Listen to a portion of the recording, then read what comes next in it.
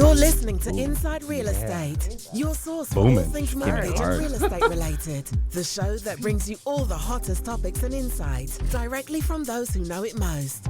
Now sit back and enjoy the show. Enjoy the show, people. Enjoy it. What's up, everyone? Paul Apostolakis, Brad Weisgerber, and Salvatore Cusmano. You've got us today.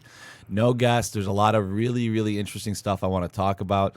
I want to talk about the market. We're going to talk about interest rates and a bold prediction on interest rates. We're hearing and seeing some different stuff.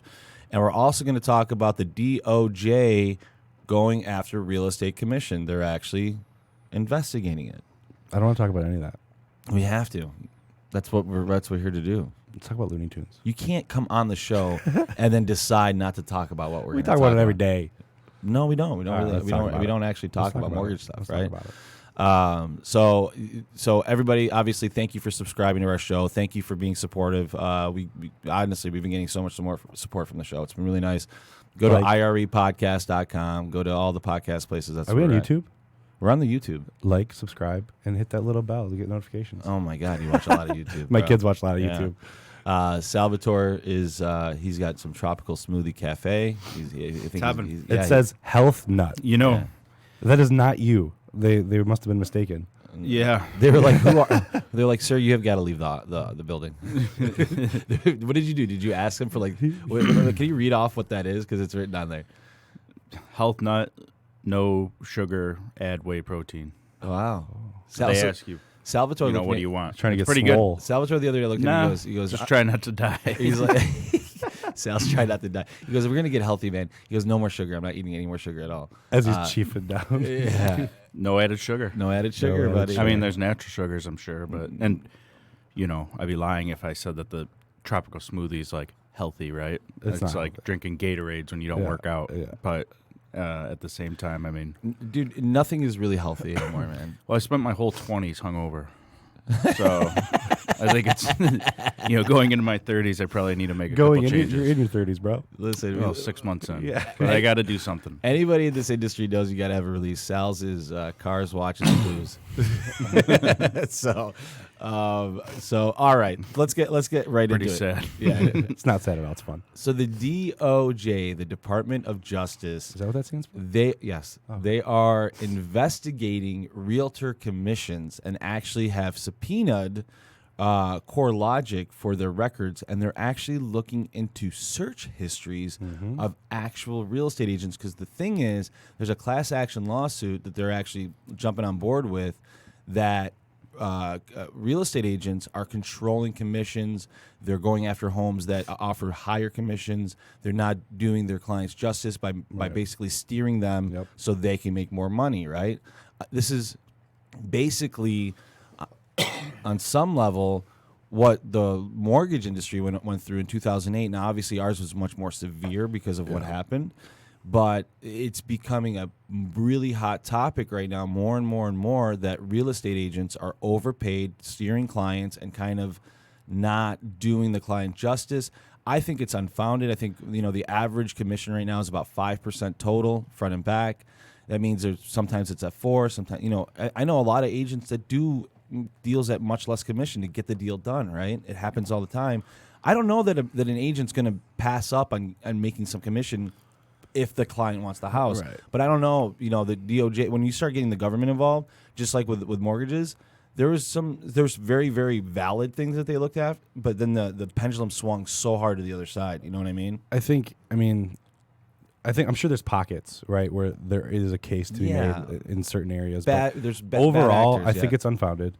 They might find some evidence, but I think a lot of it, what they actually find, will be just a coincidence. I don't think many agents are actually like knowingly saying, no, screw that, I want this one because it's going to be higher, I'm not going to work with you. But they're going to take any deal that comes to them, especially in this kind of market. In my opinion, I don't think it's founded. I mean, we do the same thing. Look, if there's a deal on the table for us and we have a client, we like the client, and we need to compete, we want to get the business. So we're going to compete and get the business. Now, look, what I'm really sick of this world that thinks that real estate is a nonprofit. It's not. We are a for-profit organization. We do make profits. We're not in real estate, though. Well, basically we are. I mean, either way, with mortgages, real estate, we are for profit, right? So I get it. We don't want to take advantage of people, and I do actually agree with a lot of the things that happen in the mortgage industry. 100%. I do. Yeah, me too. I think it made it the barrier of entry to be in the mortgage industry is higher. Like anybody can really be a real estate agent. You know I wouldn't be Sal? able to do this job if it was like skeezy, like ripping don't people want it. off. Bro, I wouldn't feel good about it. I couldn't do it. Bro, when I got into business, you could be selling shoes the night before and then selling mortgages the next day. And ripping people off. So there is something to be said for some regulation on every level. But this is a little scary. If I'm a real estate agent and I've got like a big team or I'm Mark Z or like these guys, and then like your whole model is based on a certain margin, let's say hypothetically, right? And all of a sudden, that margin is not only being compressed by the market and like iBuyers and Zillow and all this other things. Now you got the government checking up on you, and all of a sudden, like I feel like agents right now are in the spotlight, and people are taking notice of their commissions. Yeah. Well, I mean, in certain cases, not all, right? Sometimes agents don't do shit. You know, they end up, someone you hear from the client, right? Yeah. I can't believe they're making 3% on this. I found the house on Zillow. I went there. Yeah. But we have to pay them. Yeah. Because we signed the contract or whatever. Right. So, I mean, it is what it is, though. I mean, sometimes agents work probably a hell of a lot. They're 3% on a $80,000 deal. By the time it's all said and done, they made like $4 an hour. Yeah. Right. Yeah. So. I don't know. Yeah. I mean, it is what it is. I mean, mortgage is not like you can't just get one. No. Right? No. Yeah. It's not that easy. You can't do a for sale by owner on the mortgage, right? Yeah. You know that the mortgage is mostly the client's work. Yeah. I mean, we tell them what to do, but they got to follow the rules and follow. Right. That's unfair a little bit. There's a lot.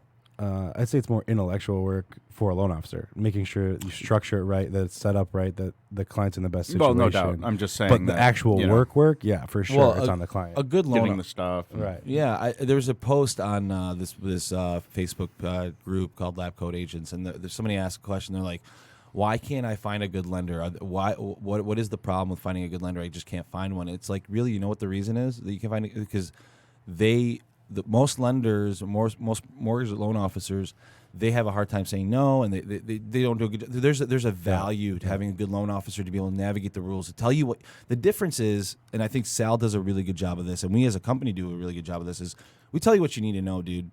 I don't care about your feelings. I don't really care. I mean, I understand it's stressful, but this information is what you need to know.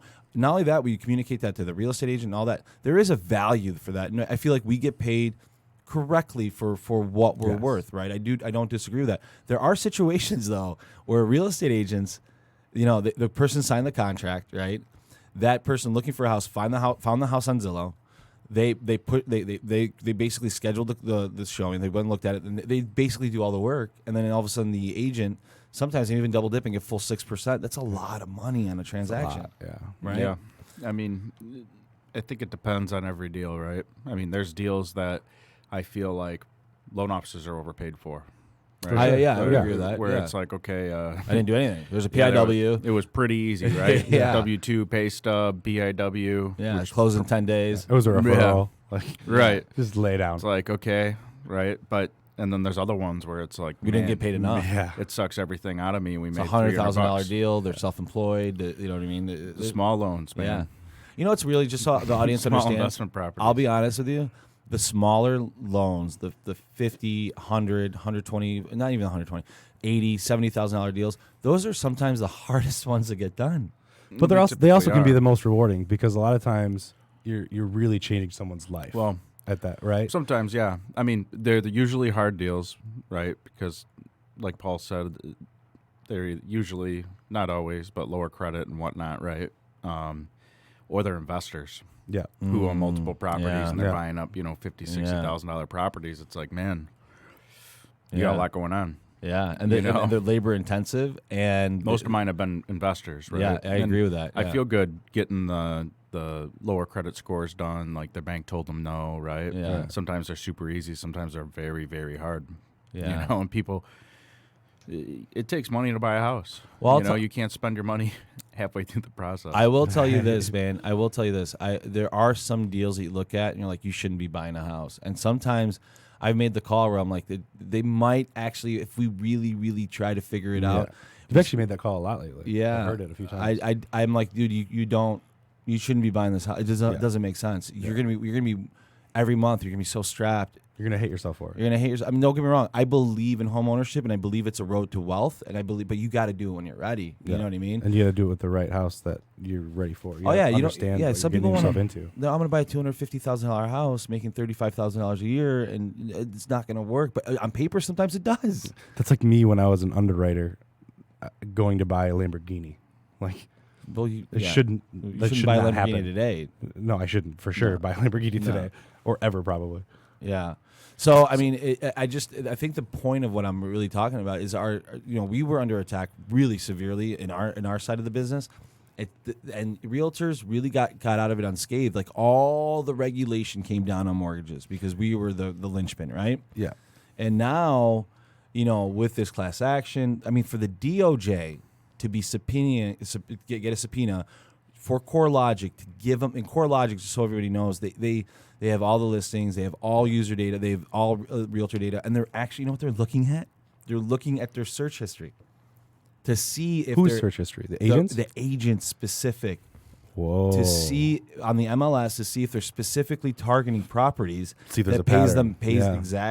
pays them more commission and steering a client that potentially wanted to see A house, but B house is going to give me more commission. I'm going to go to push them over there. And that sucks because like we have this similar situation where it could just be circumstantial that they find a pattern that's not intended, right? It just happens to be that is your clients are asking about this area all the time. So no one's ever going to get inside the actual mind of those agents. I know, right? man. Unless but they like it's scary somehow as shit. write it down or text. It's all numbers and you got to be a real dumbass though to put out anything less than 3% on a listing. Yeah. It's a seller. Yeah. I mean, it's just whether it's right or wrong. It's just what Well, a lot the of agent is going to. Well, this one pays 3%, right? And this one's paying 2%. I wonder how this person's like to deal with. Well, let me give you an example. I will give you an example. So They're probably a cheap I'm going to give you a real life example. My mom, who doesn't give a shit about agents or anybody. My mom's Arabic. She doesn't care. She gives a shit about your money. She's just like, I want my money.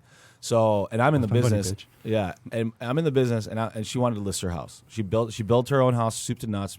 I don't know how she did it, and she built a beautiful house, and she wanted to list it. She goes, Paul, I want to list my house. And she goes, put it on the Zillow.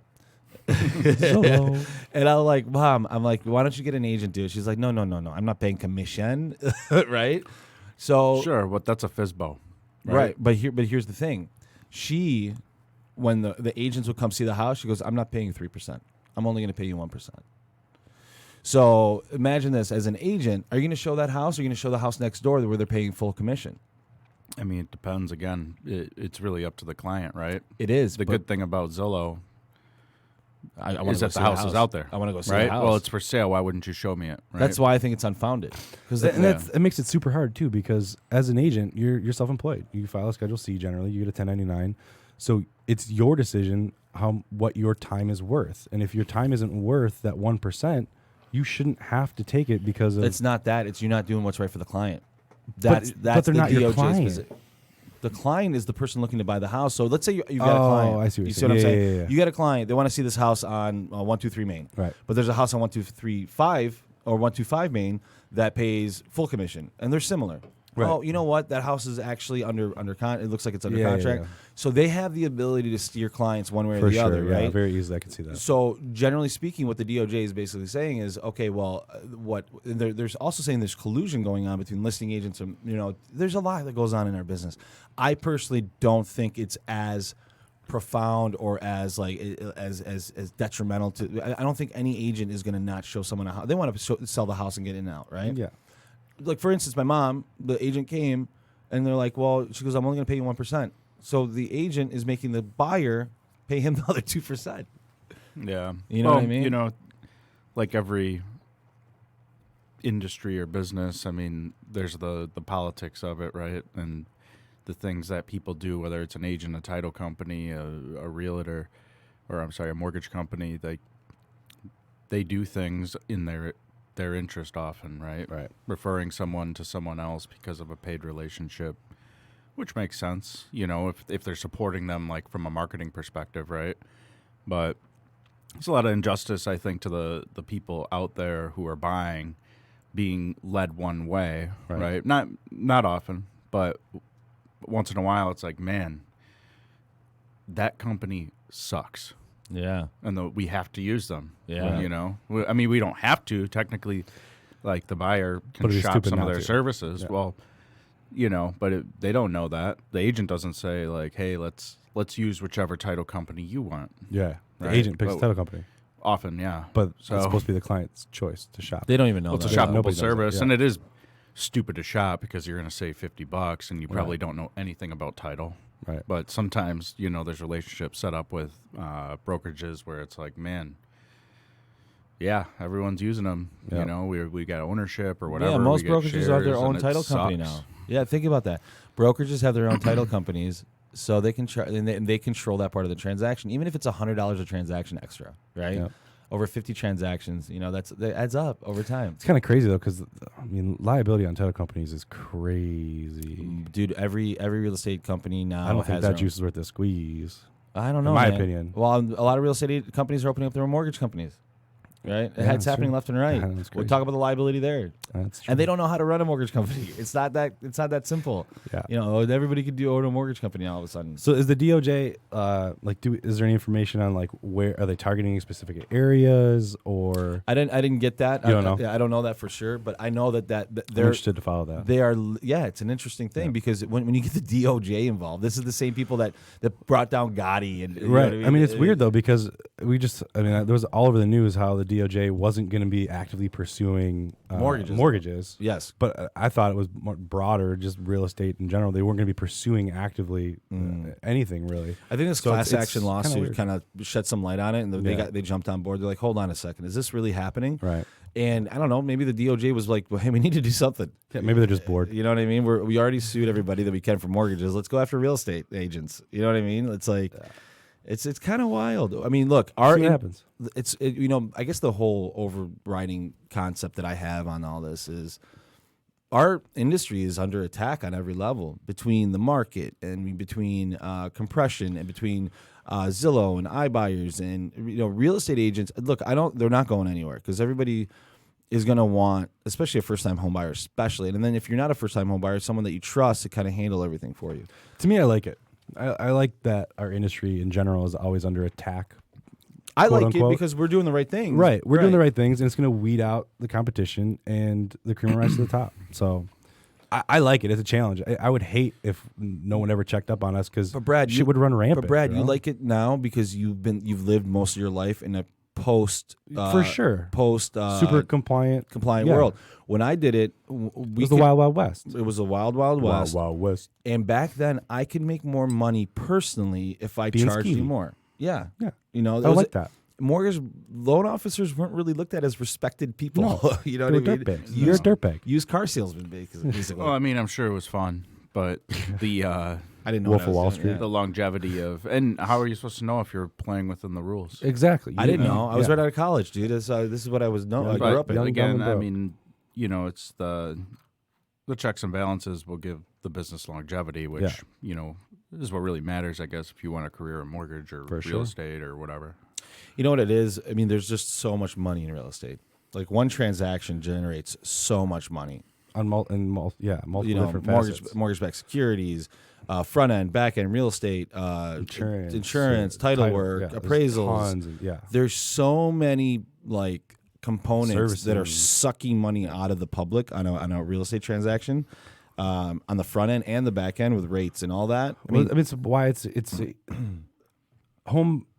The mortgage market and home buying and selling is tied very closely to our economy, right? It's one of the part of the biggest- global economy because there's so many. well, you different saw what areas happened in affected by it. 2008. Yeah, it's crazy. It that crashed, and it was like, oh my but god. that's why, because it affects so many different industries. Like if you had like so much money in it. If you had like a house on stilts, it's like one big pillar, Yeah, right? it's huge. Of our economy. It's massive. Just to give people an example, I was talking to Brad about this yesterday. I'm going to Greece in a few weeks, And Greece doesn't have a securitization or ability to borrow money or mortgage-backed securities. They don't have a system like that. Right. So only the very, very few people, like very top elite, get mortgages in Greece. And they're not great terms either. When from what I understand, right, they're like 40, 50-year loans or something crazy. Would you buy debt in Greece? Do anything in Greece other than go to the beach. I actually had a guy from Greece that is trying to set up a Fannie Mae, and he's still actively pursuing me. They want to create securitization in Greece. Super smart. Good for that guy. They need it. It's a great opportunity. It's a huge undertaking, right?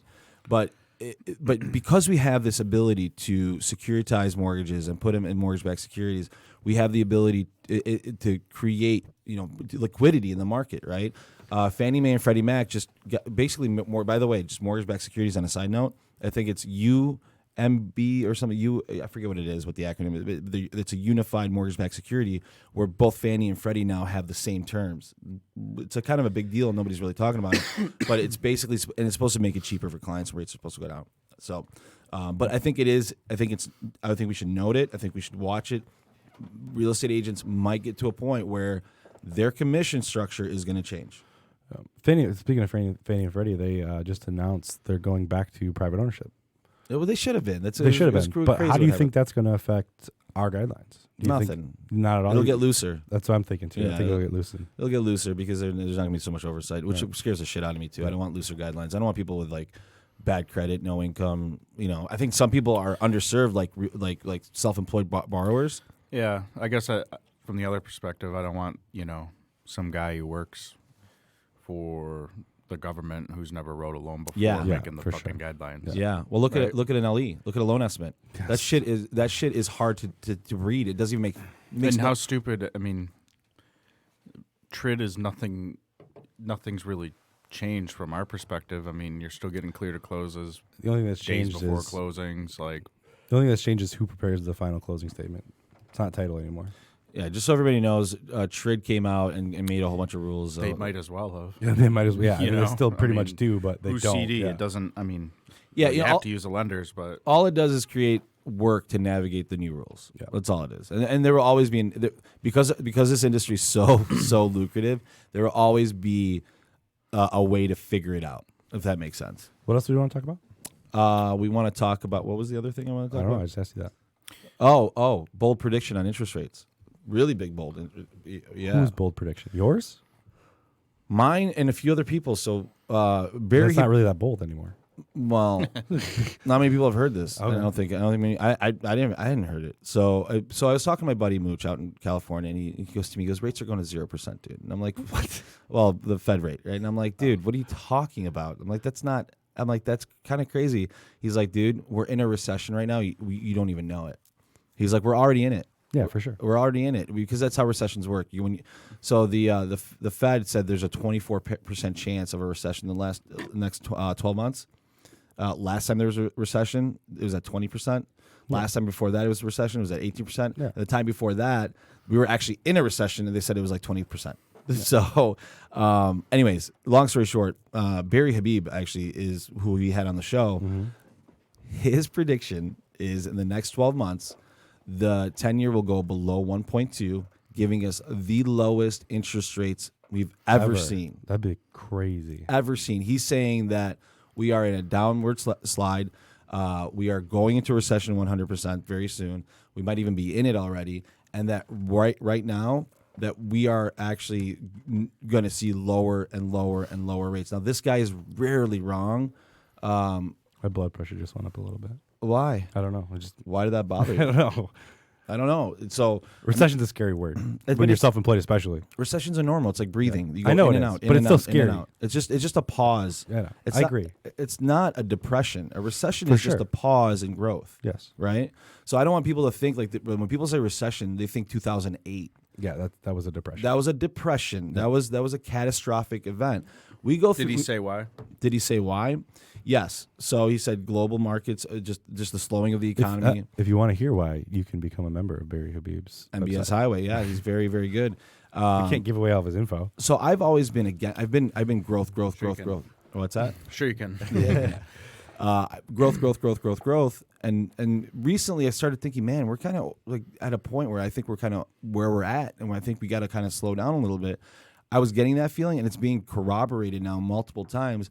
So don't be surprised. I mean, these are pretty smart people, you know what I mean, who are saying that rates are going to be low as shit in the next year. Low as shit. Right? Yeah. Well, I mean, that's just a byproduct of something, though, right? So I want to know why, further than what. Job growth, revenue. I mean, there's a million. There's a million things, right? Right, There's but what the market causes of, like, inflated. is it,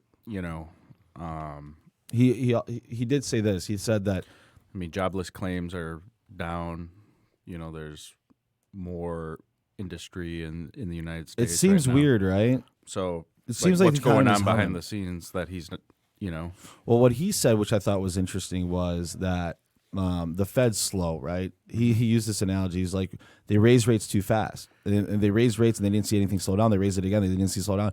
He's like, that's like taking medicine and expecting you to get up and like be okay right away, right? You got to wait and see and figure out what happens.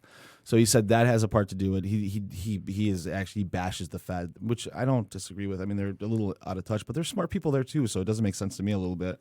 But it's just he is saying that it is going to be below 1.27, I think was the number that he used, and the lowest it ever got before was 1.35. So we're talking about interest rates, 30-year fixed mortgages at 3.25. Yeah. Well, you know what is pretty much I'm always gonna true, refi. which is kind of crazy too. Whether it's jobs, homes, whatever. I mean, there's constantly always more people. The population keeps growing, and I think that's like the Earth's biggest problem. Like that. At some point, that's going to be the cause of some large crash, right? Yeah, but there's still a lot of land out there, bro. It's not like we encompass there's places in the world where there's Go to no Montana. Yeah, but what about? But what I'm Nothing to saying, lay out. jobs. Things to do. Robots are doing the job of.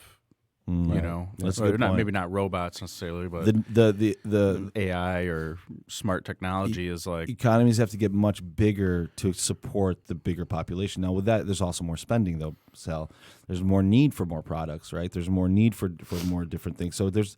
Right, but who's producing it?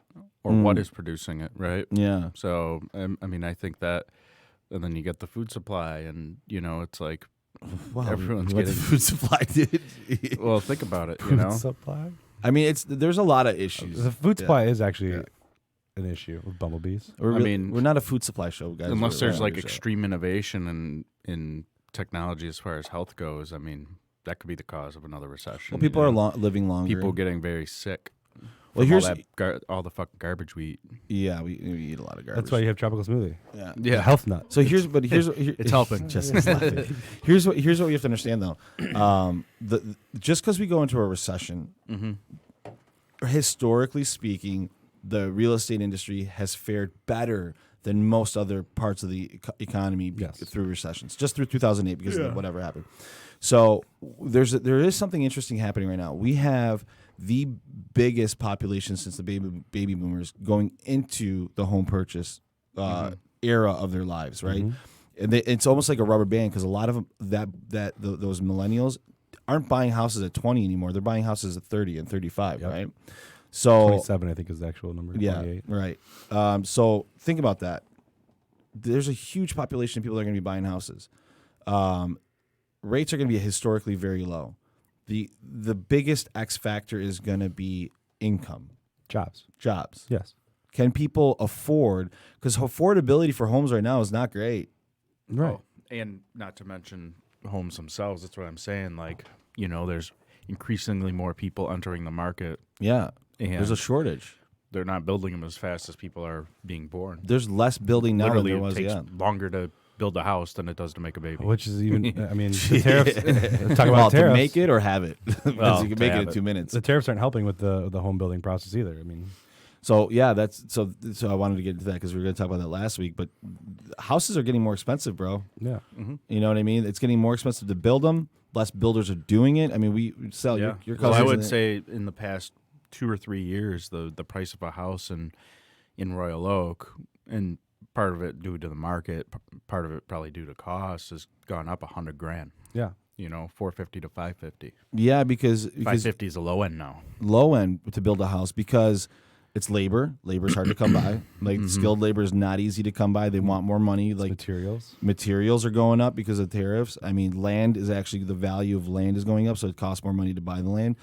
The barrier of entry for a first time home buyer has gotten so high. You know, luckily here in Michigan we're okay. We've got pockets where you can buy a house for $120,000. There's what? I know a place you can buy a house for like $20,000. Yeah, but nobody wants to live there. How's their water? Yeah, it's not great. Yeah, you can't even drink the water. So, yeah, I mean, look, dude, there's this is interesting that for the first time since we've been kind of doing the show, we're talking about a recession and interest rates going down, which is so weird because we haven't seen rates go up to the. I mean, a year ago, dude, we were talking about having 5.5% rates right now. And now we're talking about going down 6 to months ago, we were also at 5% interest rate. Yeah. You know, we hit 5. And it's telling of something. I thought for sure we'd be over 5% by now. So did Barry Habib. So, yeah. You know, take everything that everyone says with a grain of salt. Nobody's right? nobody knows. No one's a prophet. Nobody is. Unless there's someone, you know. Now, Barry does have a good track record, to be fair. He does have a good track record, but you never know.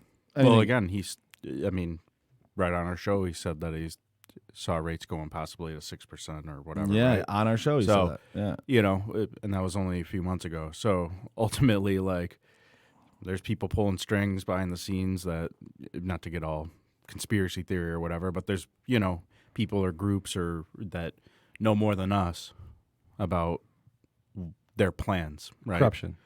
I wouldn't say corruption. There's corruption everywhere. Collusion. Sure, but whatever. I'm just saying, but they have their plans that are going to affect the economy for better or worse. Yeah. But it's probably a necessity.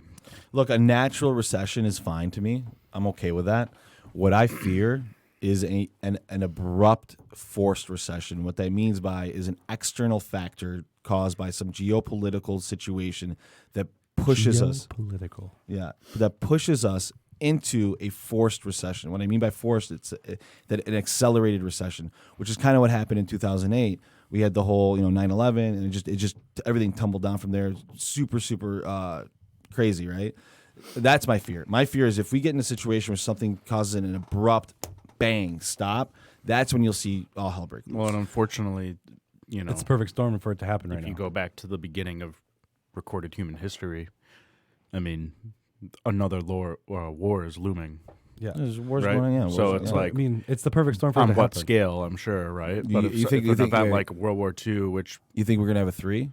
I mean, at some point, yes. Really? Yeah, for sure. It's bound to. I mean, I'm not But making predictions of who or what, but yes, there will be a large war. Yeah, I could say that with basically 100% assurity. Yeah, it's just like, you're gonna die. Oh, Jesus Christ. Right? In Sal, always. And this I'm message, just saying this it- message brought to you by Salvador Cruz. I'm just saying. But I no, mean, it's inevitable at some point, and maybe we won't be a party of it, right? I don't know, but there will be at some point a large war. I don't want to get super political, but to your point, it's a perfect storm for that scenario to happen. For the geopolitical thing? Yes, because as the impeachment talks keep heating up more and more and more, the war in Iran talks keep heating up more and more and more. Why? There's no real reason. But anyway, my opinion, the reason is because wartime presidents fare well. They have better popularity overall. So as the impeachment talks and the election gets closer, I think you're going to see Iran get hotter and hotter and hotter, and could potentially go to war for no reason, just in my opinion, to enhance re-election possibilities. All right, well. But that could be a geo, and I don't want to get super political, but that could be something that. Yes. Yeah, I get that. So something to look at too is right now the yield curve, although it's not totally inverted on the 10-year, the 1, the 2, the 3-year, those are inverted already.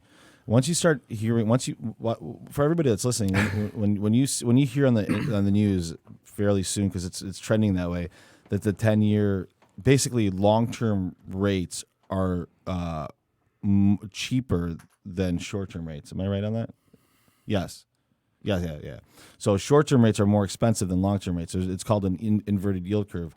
So once we see that happen, and it's almost there, I mean, it just crosses, that's when you kind of know that something's going down for sure. Inverted yield curve. Write that down.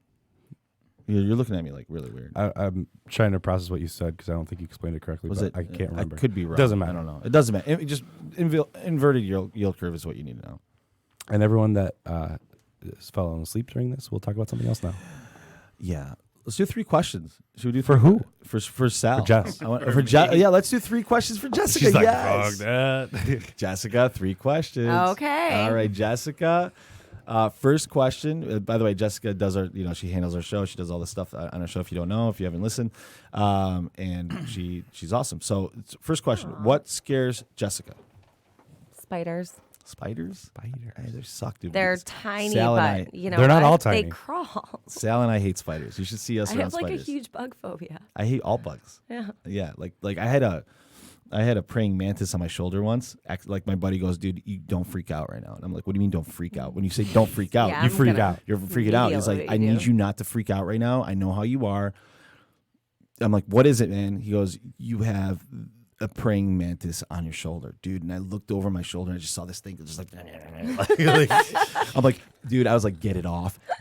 I froze. I go, get it off right now. It was very, very uncomfortable. Yeah, Yeah. it is. So spiders, Sal and I don't like spiders either. No. Yeah. Because they're Spiders. awful. I don't like spiders. Yeah. I don't mind spiders. If you could be one person for a week straight, who would be and why? You would live in their body. It'd be you, your brain, in their body. But have their experiences. But have their experience. I mean, you could just basically be them. Like you Have could their bank account. You could be have Trump. their- You could be anybody. I want to be Oprah. She can do anything. You get a car. You get a car. You get. Would you? doesn't Would you? love Oprah, Would you give right? me a car? I totally would. Fuck yeah. It's just what she does. Yeah. Look under your seat. Oh, you get a house. Yeah. Yeah. What else should we ask Jessica? If you could go on a date with one person in the world, who would it be? I thought you were going to stay into the room. I was like, what? No, nobody wants to date us. No. I don't know. Nobody. Nobody. She's going solo, everyone. I like it. She's, Myself. all right. Nobody on the planet. Okay. I thought for sure, like. Oh, wait. What's Bradley his name? Cooper or Jensen something. Ackles. Who the hell is that? fuck is Jensen Ackles? He's on this show called Supernatural or whatever. He's just perfection. He's like super hot. Yeah, he is like the Jensen. perfect Perfection. man. Like Here, perfect. he came up right so away. I guess that's it. Let's see this guy. Yeah. This guy's perfect. Oh Jesus Christ, Perfect. he is. He is perfect. He's a good looking dude. He is. Yeah. That guy's a good looking He's dude. even got a perfect voice. Like he's perfect. He probably has a small thing. All right. Probably. Aw. Poor guy. We're gonna get a You just letter. ruined my date. Sorry. We're gonna get a letter in the mail for sure. We said date Jessica, not anything else. By Yeah. the way. Well. That's it, man. That's all we got. You got anything else, Brad? No. No. Salvatore, you got anything else to add? No. No value? None. None. All right. Get your pet spayed or neutered, Bob Barker style. I don't know where that came from. I feel like Bob Barker's legacy needs to get carried on. Poor Bob Barker, man. He had the Barker's beauties. He had everything. Yeah, Yeah. he's a good guy. And then all you would talk about is getting your thing cut off for dogs. And, yeah, yeah. because it's a problem. Yeah. Anyway, All right, everyone. Thank you for listening to our show. We really appreciate your time. We appreciate you subscribing. Please give us ratings on the iTunes. wherever you can give us ratings, give us ratings. Yes. And then reach out to us. Go to irepodcast.com. Go to the contact us page. Send us a message. We'd love to hear from you. We really, really love our audience. And info@irepodcast.com. that would be the email. Yeah. Or you can go to our website. All You right. can hit up Paul on Snapchat. I don't have Snapchat. Fuck that. I'll talk to everyone later. Have a great day, guys. You've been listening.